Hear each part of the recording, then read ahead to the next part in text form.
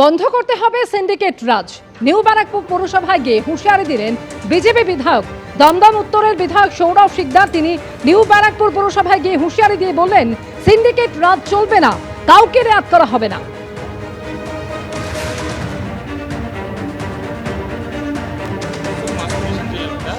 আমাদের কোনো অজ্ঞাত কারণে আমাদের শুধু পাড়ার মধ্যে আমাদের বাড়ির 100 মিটারটুকু মানে কোনো রকমভাবে বাকি রাস্তা ঢালাই পিচ এবং আমাদের রাস্তাটুকু ঢালাই দিচ্ছে না এবং অন্যান্য এরিয়ার নোংরা এনে ফেলছে এবং সেগুলো 20-25 দিন ধরে পরিষ্কার করা হচ্ছে না। ওয়ার্ড প্রেসিডেন্টকে বলা সত্ত্বেও করছে না। আমাদের কাউন্সিলর তৃপ্তি মজুমদার এটা একটু দেখবেন। না না, এটা কোন অঞ্চল? মেঘদূত সংঘ ঠিক পাশের রাস্তা। আমি দাঁড়িয়ে থেকে বলি যে নিজের বাড়ি নিজের করো, এ কথা আমি নিজে যতবার করে মানুষের হাতে কাগজ তুলে দিয়েছি ততবারই বলেছি। সিন্ডিকেট নিউ ব্যারাকপুরে কোথাও নেই। না, রাজনীতি উনি তো বললেন যে আমি কাজ করতে চাই এবং উনি আসলেন, স্যাটিসফাই হলেন, হাসপাতাল ভালো, উনি পরামর্শ দিলে আমি মিটিংয়ে প্রত্যেককে বলেছি যে এই এলাকায় বা আমার পুরো বিধানসভা এলাকায় এটা স্পষ্ট বার্তা, যে বাড়ি তৈরি করবেন তিনি ঠিক করবেন ইট কোথার থেকে কিনবেন, বালি কোথার থেকে কিনবেন, পাথর কোথার থেকে কিনবেন, লেবার কোথার থেকে নেবেন। আমার দলের লোকও যদি এর মধ্যে কোনো ইন্টারফেয়ার করতে যায় আমাকে যোগাযোগ করবেন, আমি আইন প্রশাসনকে ব্যবস্থা নিতে বলবো।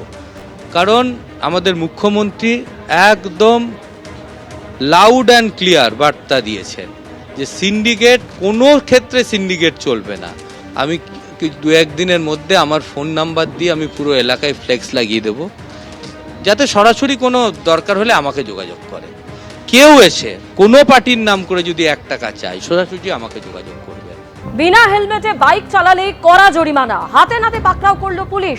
এই ছবি দেখা গেল খিদিরপুরে, জানাচ্ছেন আমাদের প্রতিনিধি আবিদ দত্ত। আমরা দাঁড়িয়ে রয়েছি খিদিরপুর মোড়ে। ইতিমধ্যে সকাল থেকেই দেখা যাচ্ছে যে বিনা হেলমেটে যে বাইকগুলো যাচ্ছে বা যারা যাচ্ছেন তাদেরকে পুলিশের তরফ থেকে আটকানো হচ্ছে এবং কোনো অবস্থাতেই হেলমেট ছাড়া বাইক চালানো যাবে না এবং তাদেরকে উপযুক্ত যে প্রসিকিউশন বা ফাইন করার প্রক্রিয়া সেটা করা হচ্ছে।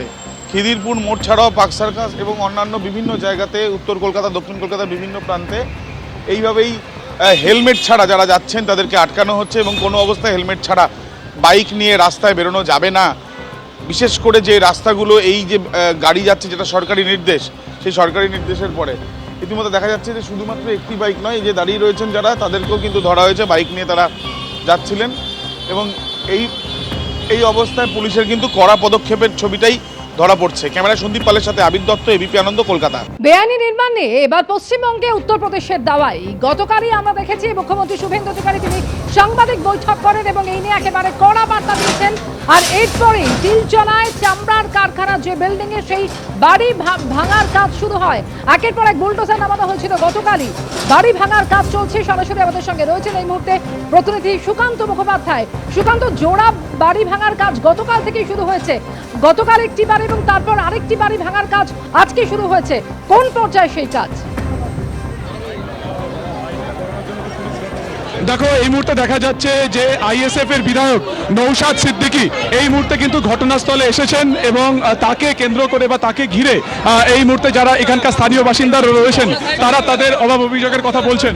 আমরা দেখেছি সকাল থেকেই যখন বাড়ি ভাঙার এই কাজ চলছিল তখন স্থানীয় মানুষের একাংশ এই বাড়ি ভাঙার প্রতিবাদ তারা করছিলেন, বিভিন্ন জায়গাতে তারা জড়ো হওয়ার চেষ্টা করছিলেন, কিন্তু তার আগে সেন্ট্রাল ফোর্স এবং পুলিশের তরফে তাদেরকে পিছু হটানো হচ্ছিল।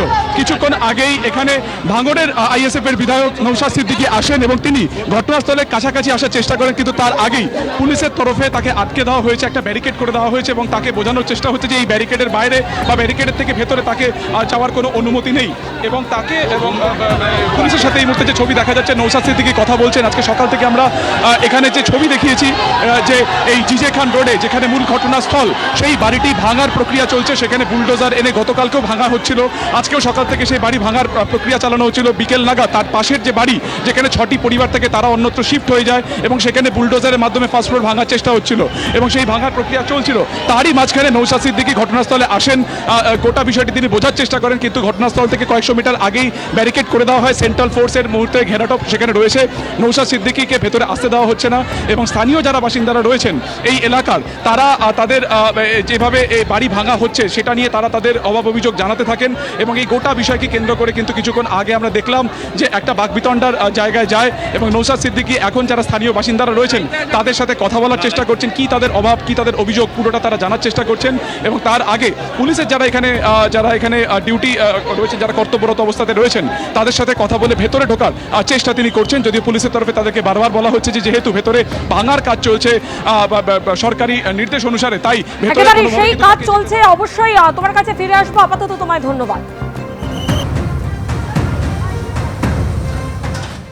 এবিপি আনন্দ, এগিয়ে থাকে, এগিয়ে রাখে।